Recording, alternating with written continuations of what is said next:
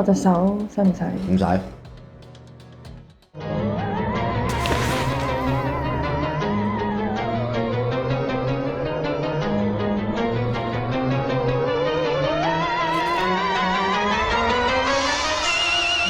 夠鐘咯。嚇？喂，唔玩啦？開咗喎。喂，喂，仲食唔食啊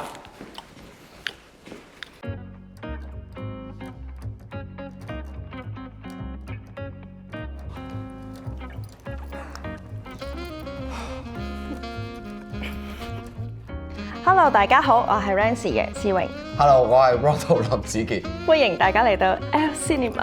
今日就睇下究竟我同 Rancy 有幾熟。我左邊定係右邊嘅就粒深啲咧？好難喎。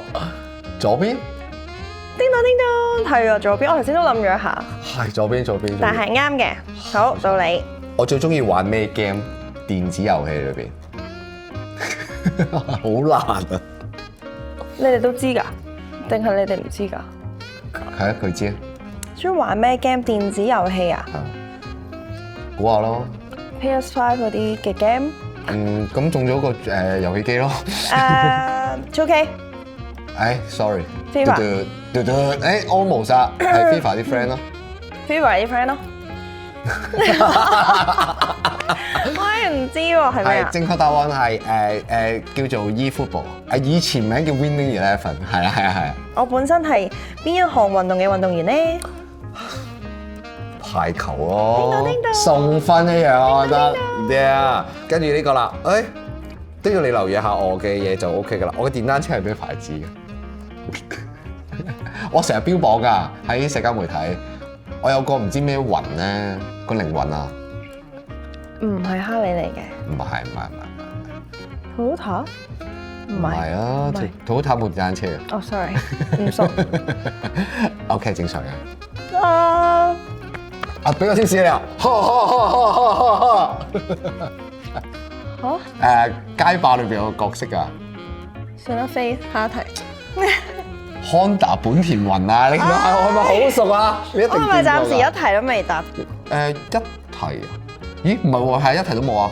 唔緊要啊，唔緊要㗎，咁先證明到我哋有幾 friend 啊嘛。OK， 好，我問啦，我有冇養寵物咧？咦？好似意氣有。係咩寵物咧？狗。我都想，但我冇。我心靈上有養咯，現實生活中冇。點解會認住你有嘅？因為我成日都會分享一啲動物嘅片咯，我中意嘅，但未有機會領養到，咁所以就 OK， 好，可能今年嘅目標。好，我希望。OK， 好，咁就到我啦。我話你聽，你又係答唔到㗎啦。我支持邊隊英超球隊？我連乜嘢球隊係英超我都唔知喎。咧，我哋成日咧，我隊波咧着紅色衫嘅。大聲啲。曼聯。係啊，呢度。OK。哇。OK，呢個多謝你嘅提醒。下一題。哇。我視邊一位演員為偶像？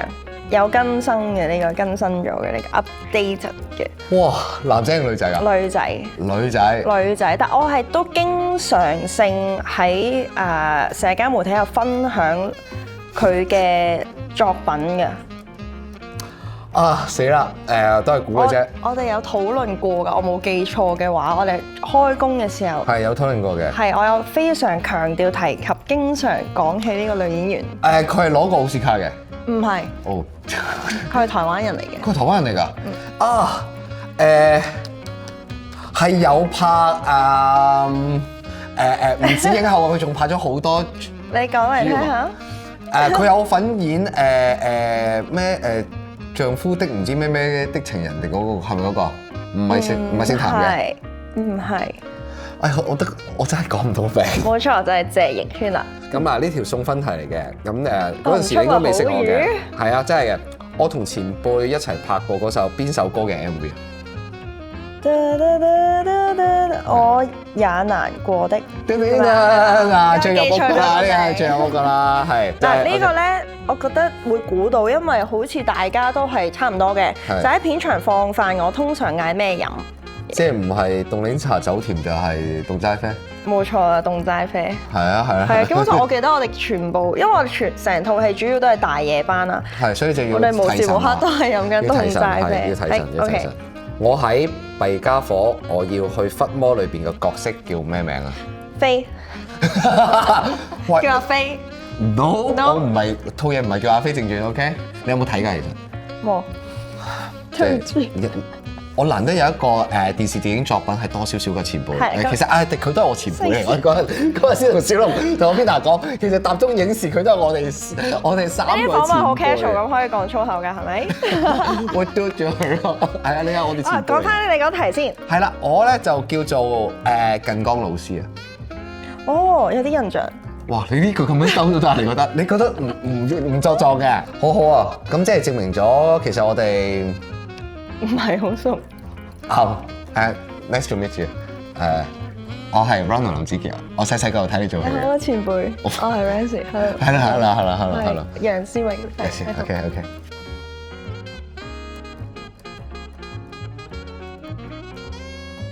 係咪就係呢一個？都係呢個㗎咋，我哋之前都冇合作過。係啊，即係可能知佢嘅大名，因為佢係大師兄啊嘛，即係大家會叫，即係佢係好資深嘅，即係演藝方面，咁所以我聽過佢個大名。哇！你忍下嘅能力幾叻喎，啱啱我真係覺得。我記得嗰陣時，我成日聽。Ronald， 跟住大師兄咁樣，即係我有聽佢哋提及過呢個名。我完全唔知道有人，即係當然玩有啦，即係自己劇教，從來冇，我唔知就算而家即係拍嘢都會有叫我哋大師兄。佢會咁樣講咯，唔係啊？唔知啊，我係咁樣聽咯。咁我都係真係因為呢個作品先識 Rancy。咁當然之前係因為阿譚同阿 Yuki。哦，係我哋有啲共同朋友會聽過下。都係去露營嘅共同朋友。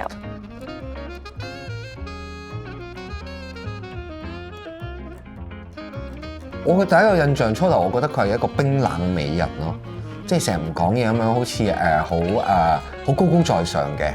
咁我都知佢係我嘅影視前輩嘛，咁我都唔敢嘅。但係發覺原來呢啲全部都係外在嚟嘅啫。佢其實即係好平易近人啦，個人又冇架子啦，之後接觸咗，仲要成日同我哋開玩笑嘅，係啊，仲搞到我哋好開心嘅。我哋即係拍攝嘅時候，我哋三個人咧真係，即係我同 Peter 同阿小龍咧都係好 enjoy 嘅，真係係。第一印象咧就係佢好不羈嘅，佢係有種不羈嘅感覺，長頭髮，撥下咁樣。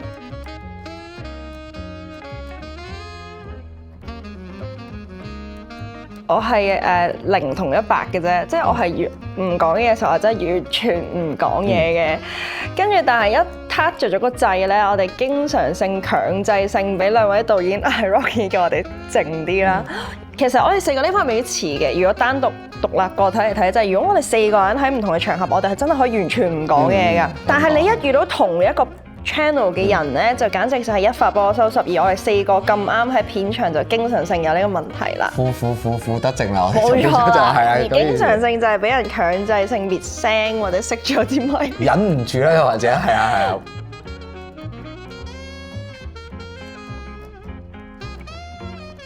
我係絕對相信嘅，你信唔信？我係大個咗先相信嘅。我係由細到大都相信嘅，即係甚至乎我係覺得可能身邊就有咯，即係可能我睇唔到咁樣，因為呢個世界實在係太大啦，古靈精怪啦，我哋只係超級細嘅一個地球仔咁樣，所以我覺得可能其實我覺得睇咗段片，我覺得講得幾好嘅就係以前我哋揾到啲文明係人類未必做到，可能大家會覺得係咪外星人做㗎？咁但係點解一路都冇人見到啊？咁樣跟住佢條片有解釋就係其實好似有時我哋會去嫌棄一啲物種咯。咁覺得佢蠢啲啊，或者我哋唔好搞佢啦，可能佢有細菌啊咁樣。咁我覺得佢哋就係嫌棄我哋，可能冇佢哋咁醒啊，又有細菌啦。係啊，咁所以我覺得我哋先係落後嘅一群。我係因為更加我自問我經歷過嘅，因為我好記得我去西藏旅行，然之後我喺拉薩之後嗰陣時同個師兄佢係香港 UFO 協會嘅人嚟嘅，咁我話我今次呢個 trip 咧，我一定見到 UFO 噶啦，我覺得因為嗰陣時喺度嘛，咁真係睇到㗎，即係我入去我哋影月亮嘅時候。咁當然我唔能夠話佢係，但係我只會話我睇住嗰個望住一點，真係㗎。討論過呢個，我講啊，嗰陣時我講係睇住一點來回咯。係，我真係睇住佢落，我仲叫阿師兄過嚟睇，我都回咗之後下消失咗，係真係有嘅。你講起呢個我想法，我有講過，因為我哋好耐以前喺石澳咁啊打完沙排，咁我哋成班執緊嘢嘅時候，嗰陣時應該係黃昏，咁我就喺度等車望上去，我係見到 exactly 佢啱啱講 Ronald 講嘅一模一樣，就係有一粒點，好似 Z 形咁樣，好快嘅。但係你嗰陣時係嗰個年代係唔興玩嗰啲咩年代啊？都講咗早啲嘅時候啦，就唔會有咁多人去玩嗰啲鐘，即係嗰啲叫咩啊？航拍機係啦，即係而家可能你會以為係航拍嘛，但係嗰陣時其實係唔興噶嘛。咁你飛機又冇理由咁樣啊嘛。低啊，係嗰啲咁樣嘅航道啊。跟住咧，又係我想叫隔離嗰個人睇嘅時候，佢又冇咗啦。咁可能我會覺得我哋有心去相信嘅人就會俾我哋睇噶嘛。同埋我覺得人係嗰種你頭先所講我哋如果 open to 嗰樣嘢咧，你先會見到㗎。冇錯。即係你唔相信嗰樣嘢，你通常都見唔到㗎。即係就好簡單你吸引力法則係吸引力法則咯。即係你睇本書，你其實未接觸嗰個 content，你突然間留意開，你就會發覺咁容易揾到嘅嗰本書係一樣咁嘅嘢嚟㗎。我就覺得係。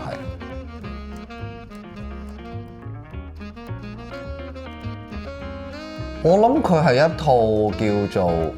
我覺得係充滿驚喜嘅一套電影嚟嘅，即係佢喺裏邊好似一路你要 follow 住成個故仔，然後一層一層去睇呢個故仔其實發生咩事咯。咁我覺得如果觀眾唔好帶任何期望咁樣去俾自己投入放鬆，咁咧就會個驚喜嚟得更加自然同埋開心啲咯。我會覺得。